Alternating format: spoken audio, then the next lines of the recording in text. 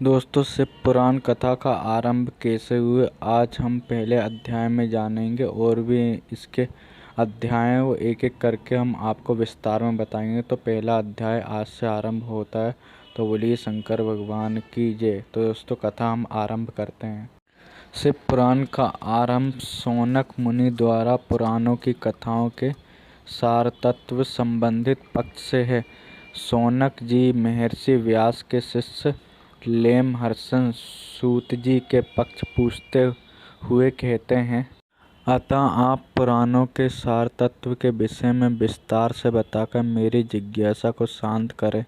मुनिवर, ज्ञान, वैराग्य और भक्ति से प्राप्त होने वाले विवेक की वृद्धि कैसे होती है? काम, क्रोध, मोह, अहंकार साधारण मनुष्य इस मानसिक विकारों का निवारक कोई साधु पुरुष किस प्रकार कर सकते हैं? इस कलयुग में सभी जीव तामसिक प्रवृत्ति के हो गए। उस जीव समुदाय के अंतःकरण की शुद्धि किस साधन द्वारा संभव है? मुनिवर, मुझे कोई ऐसा शाश्वत साधन बताइए जो कल्याणकारी वस्तुओं में सबसे उत्कृष्ट एवं परम मंगलकारी हो, पवित्र करने वाले उपायों से सबसे पवित्रकारी उपाय हो। मुनिवर, वह ऐसा उत्कृष्ट साधन हो जिसके अनुष्ठान से शीघ्र ही जीवन के अंतःकरण की विशेष शुद्धि हो जाए तथा उसमें निर्मल चित्त वाले प्राणियों को सदा के लिए शिव की प्राप्ति हो जाए। इन पक्षों के प्रत्युत्तर में महर्षि सूत जी कहते हैं कि मुनि श्रेष्ठ शौनक, तुम धन्य हो, क्योंकि तुम्हारे हृदय में पुराण कथा सुनने की विशेष प्रेम लालसा है। इसलिए मैं शुद्ध बुद्धि से विचार कर तुमसे परम उत्तम शास्त्र का वर्णन करता हूँ। शिव पुराण संपूर्ण शास्त्रों के सिद्धांत से संपन्न भक्ति प्रेम को बढ़ाने वाला, शिव जी को संतुष्ट करने वाला साधन है। ये शास्त्र कानों के लिए रसायन अमृत स्वरूप तथा दिव्य है। तुम इसे श्रवण करो। मुने, वह परम उत्तम शास्त्र है शिव पुराण जिसका पूर्व काल में भगवान शिव ने ही प्रवचन किया था।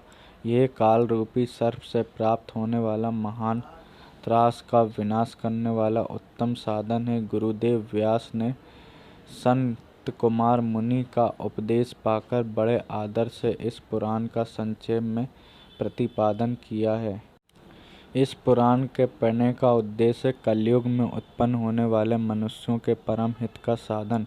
यह शिव पुराण बहुत ही उत्तम शास्त्र है। इसे इस भूतल पर शिव का वाङ्मय स्वरूप समझना चाहिए और सब प्रकार से इसका सेवन करना चाहिए। इसका पठन और श्रवण सर्वसाधारण रूप है।